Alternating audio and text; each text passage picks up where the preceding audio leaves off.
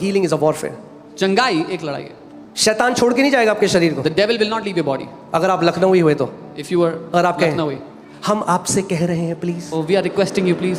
वो रिक्वेस्ट की भाषा नहीं समझता. He does not understand the language of आपने हिंदी में वो कहावत सुनी है, लातों के भूत बातों से नहीं मानते. आमीन. शैतान एक ही भाषा समझता है, शैतान सामर्थ की भाषा समझता है. The devil understands only one language, the language of power.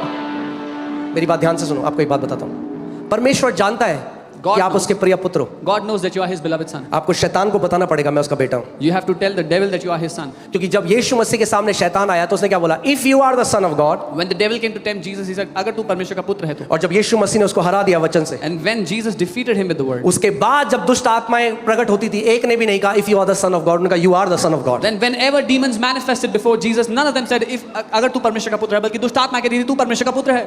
Amen. दुष्ट आत्माएं कहती थी Jesus we know, Paul we know. जब ऐसा जीवन जियोगे नरक भी जानेगा आप कौन हो. The demons used to say, यीशु को हम जानते हैं, पौलुस को हम जानते हैं. When you live a life like that, even the hell knows you. Amen. Video अच्छा लगा है तो लाइक और सब्सक्राइब करना.